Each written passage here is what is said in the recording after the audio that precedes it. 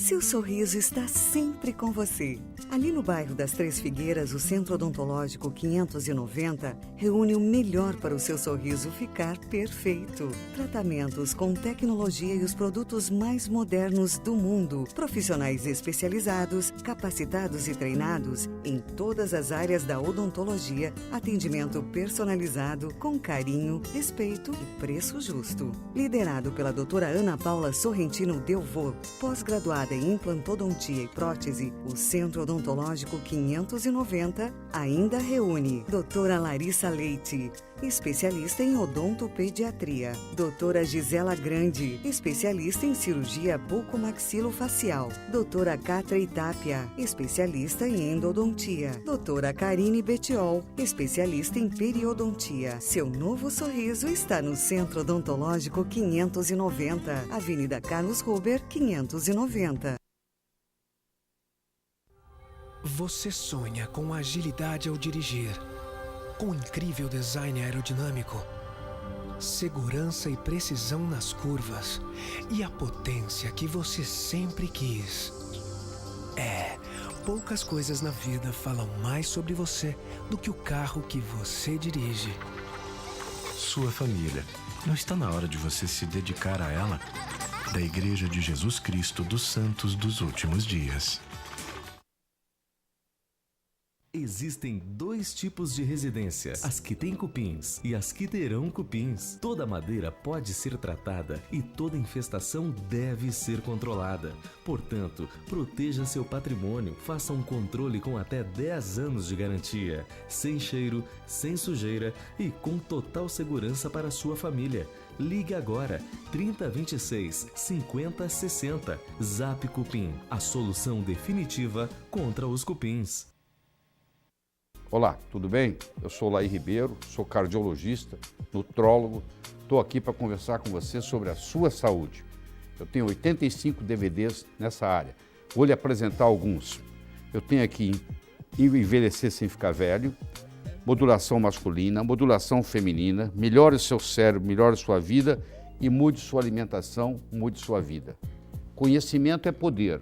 Você aprende, você vê a diferença que faz, você analisa e quando você for conversar com o seu médico, você vai saber dizer o que você quer. Porque hoje, suplementação faz parte da sua vida. É difícil você ter completa saúde sem fazer suplementação. O solo está contaminado, a água está contaminada, o ar está contaminado. Não tem jeito de você viver só da alimentação. Você tem que aprender a suplementar. Aqui está a linha para você. Tá bom? Boa sorte.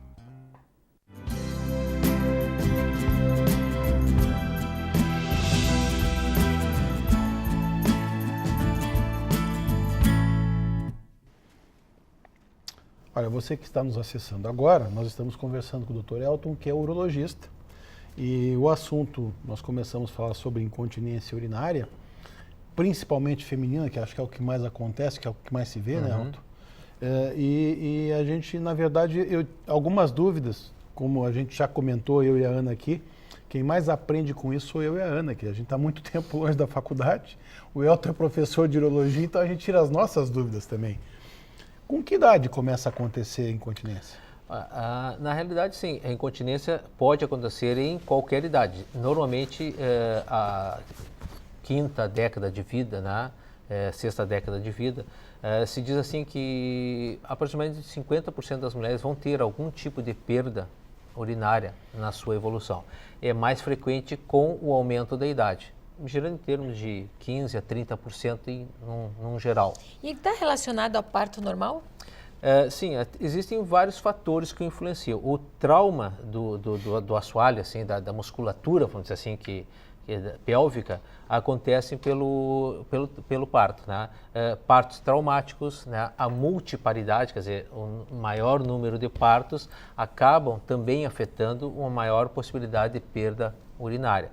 Mas se sabe que, por exemplo, também obesidade é um fator que ocorre, algumas vezes relacionado a algum tipo de ingestão de medicação, também isso aí pode acontecer.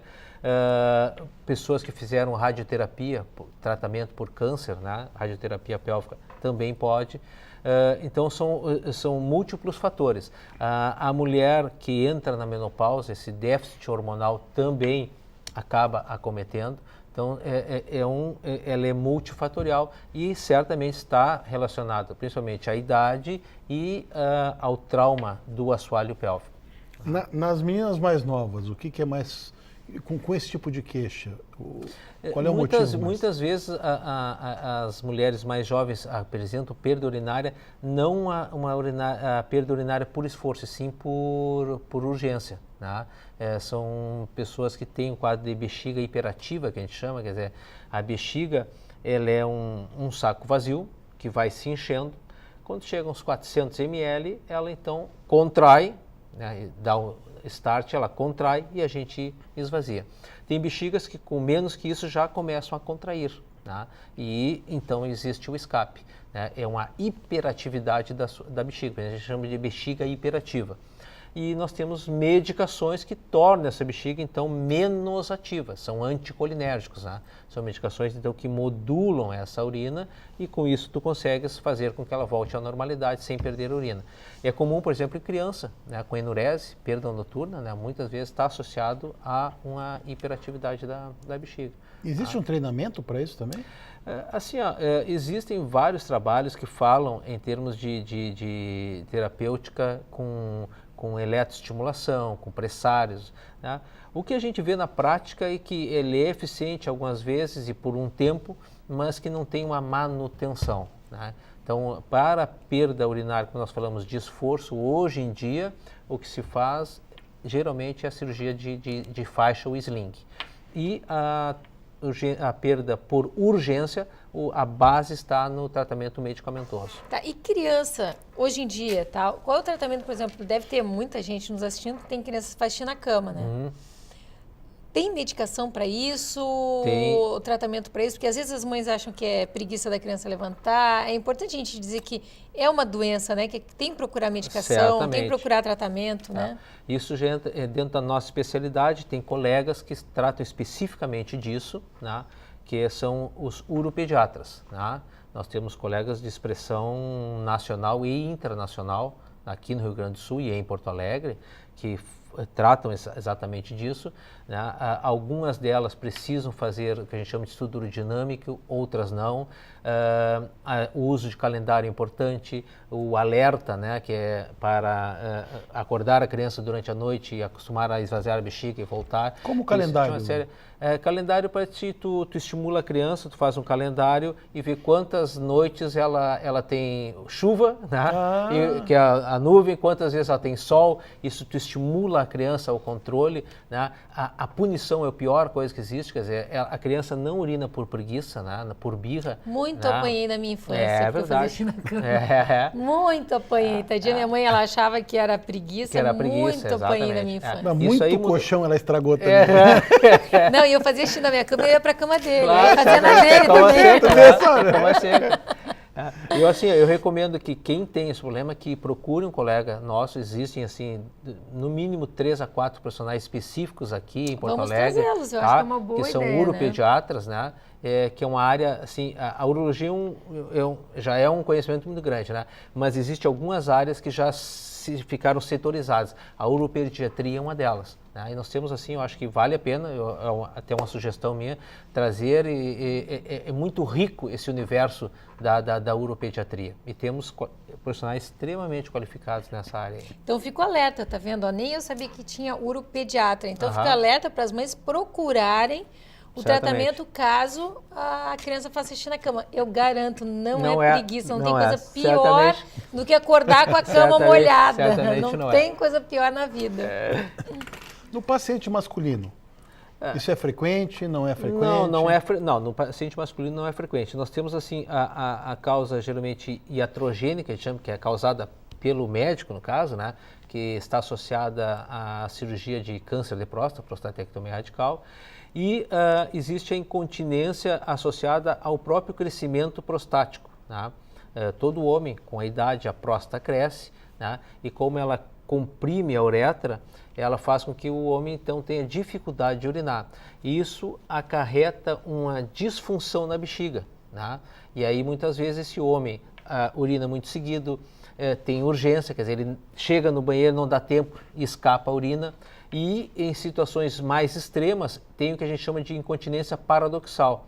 São pessoas que não conseguem urinar direito, cada vez a bexiga está mais cheia. Retenção, né? Retenção, mas a bexiga está estourando, quer dizer, ou a bexiga estoura ou começa a escapar. Vazar. Então começa a vazar. Então, na realidade, não é uma perda urinária, e sim uma obstrução. Tá? Mas é certamente muito menos comum do que a perda urinária feminina. É que a gente escuta falar, né? Escuta pelo menos como queixa da mulher muito mais frequente. Certamente. Até porque o homem até chegar no médico ele demora, né?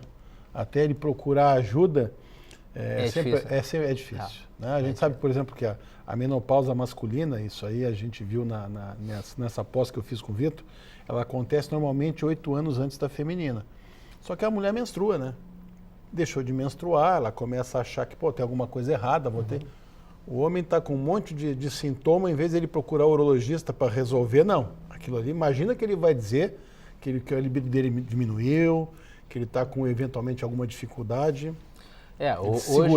Hoje em dia, grande parte dos pacientes que vêm até nós vêm por insistência da mulher, das filhas, né, que fazem seu controle regular desde meninas, né? A menina já faz na primeira menstruação, na menarca já começa a fazer os controles e faz por toda a vida. Então elas muitas vezes são as que estimulam o homem a ir ao médico a fazer o seu controle. Né? Essas pacientes que têm esse tipo assim de incontinência urinária, tanto do primeiro tipo que tu falou de estresse ou realmente por lesão do assoalho pélvico, elas acabam tendo mais infecção urinária? O que acontece é assim, existe muitas vezes um esvaziamento incompleto da bexiga, né? Quando tu tem, por exemplo, um prolapso, que a gente chama de bexiga caída, ela faz tipo uma válvula e tu esvazia incompletamente a tua bexiga, com isso fica a urina residual e isso propicia infecção. Essas mulheres, muitas vezes, que tem bexiga hiperativa, elas, por incrível que pareça, elas urinam mais vezes, mas essa contração é ineficiente, acabam também ficando com urina residual e existe uma associação maior de infecção urinária nessas mulheres com bexiga hiperativa. O que dificulta muitas vezes o diagnóstico, porque a bexiga hiperativa, a pessoa tem aquela vontade de urinar, ela tem muitas vezes ardência por urinar, ela tem dor embaixo do ventre, né? Ela urina mais vezes durante o dia, mais vezes durante a noite. Isso aí é típico de o que o pessoal chama de cistite, de infecção urinária. Só que tu faz um exame de urina e esse exame de urina dá negativo, porque não é a causa é a bexiga hiperativa. Só que, por sua vez, a bexiga hiperativa também, por esse esvaziamento não efetivo, causa infecção. Então, os dois quadros muitas vezes são concomitantes. Isso aí confunde muitas vezes os colegas e essas pessoas são tratadas ad eternum por infecções urinárias de repetição quando a base é a bexiga hiperativa. Tá? Agora, a infecção urinária feminina, ela é mais frequente por uma questão anatômica. Tá? Por uma questão anatômica. A mulher, por ter o períneo, que é a distância entre a vagina e o ânus, muito curto, faz com que bactérias que estejam no nosso intestino, principalmente Escherichia coli, que é responsável por 80%, 85% das infecções. Até eventualmente por má higiene, né, Elton? E até por essa localização. Ela coloniza o introito vaginal, que é a entrada da vagina, e aí uma outra característica anatômica é que a mulher tem a uretra muito curta. Então o germe que chega na uretra rapidamente chega até a bexiga. Então a mulher é mais suscetível à infecção urinária do que o homem, isso aí classicamente. Mas existem vários mecanismos que a mulher tem de fazer uma proteção disso. Tá? Se tu tens uma boa ingesta líquida e tu urinas frequentemente, tu faz o que a gente chama de toalete urinária. Toma bastante líquido, faz bastante xixi e vai. Então as duas maiores causas por infecção urinária de repetição na mulher são falta de líquido, quer dizer, a mulher tem uma pobre ingesta, que é muito frequente, e o retencionismo, quer dizer, nós, graças a Deus, podemos urinar em qualquer lugar. A mulher não urina conforme o banheiro, conforme a higiene do local onde trabalha. Então tem mulheres que urinam quando saem de casa e quando voltam em casa. Então o retencionismo, a manutenção daquela urina todo aquele tempo, também é causa de infecção. São as duas maiores causas, que é falta de ingesta hídrica e a falta de uma micção adequada, que seria a toalete urinária. A gente vê muito seguido isso, viu? Porque assim, como a mulher hoje em dia ela tem que trabalhar, não existe mais aquela história de ficar em casa, né? E como tu falou, elas não costumam usar o banheiro, que elas não usam o banheiro público como a gente usa, porque a gente fica à distância, Certamente. né? Então a gente vê isso muito seguido, é uma das queixas das mulheres que são profissionais liberais, inclusive, e que elas têm que participar de reuniões longas, Sim. então elas param de tomar água Para não ter... Então fica bem o alerta que não é uma coisa esperta, né? Fica bem o alerta que vale a pena tomar muita água mesmo, que vai ter que sair da reunião, pô, vale muito mais a pena sair de uma reunião, interromper um compromisso, 2 minutinhos estou de volta. E tomar muita água porque... E não se dá o devido valor, o devido respeito à infecção urinária, né, Elton? Que o pessoal acha ser uma infecçãozinha urinária. Sim, nós temos uma grande amiga que perdeu um rim, né? Não, é uma das grandes causas de a pessoa ir parar numa UTI com infecção generalizada. Não é incomum. Claro que nós também não vamos querer assustar todo mundo, né? Não é porque você tem uma infecção urinária que... Mas isso levado... dá para evitar ter, né? Claro. O Dr. Elton deu aqui a maior dica, tome muita água e faça muito xixi. Isso aí previne de forma... Eu me lembro que no último programa que tu veio, tu falou também que segurar a bexiga, segurar o xixi, vai deixando, aumentando e deixa a pessoa com mais abdômen. Gente, também a gente fica barriguda. Olha, me marcou tanto. Não, é que a bexiga, ao ser um músculo, ela vai acomodando cada vez mais. Então, tem pessoas que têm bexigas que normalmente é 400 ml, 500 ml no máximo a capacidade. Tem mulheres que têm bexigas de 1 litro e pouco, né? Porque são e um barrigão. Acostumadas, né? Aquela urina, quer dizer, urina de manhã, quando sai para o trabalho, e faz 2 micções ao dia. Então, isso pode provocar a formação de cálculo de pode, bexiga, mas... Não, é que pode, assim, com esse aumento dessa capacidade, no fim tu acaba aumentando a pressão dentro da bexiga e diminui a possibilidade de filtração dos rins. Então, aumenta a pressão retrógrada, né, a nível de rim. Isso aí pode ser obstrução, hidronefrose, né? Isso é mais comum em homens, né, com obstrução crônica, né, pela próstata, né? Mas é algo que não é natural, quer dizer, tu tem uma pressão muito aumentada na bexiga que não deveria ter. Isso acaba repercutindo a nível superior também. Tá? E uma coisa que também não valorizam muito é nas mulheres em menopausa fazer uma reposição hormonal tópica. Tá? Existe uma atrofia daquele epitélio vaginal, quer dizer, que é a mucosa da vagina, que a mulher tem as defesas próprias dela, que são da gente mesmo, que estão ali. Quando tu entra na menopausa, existe uma atrofia e tu perde essas defesas.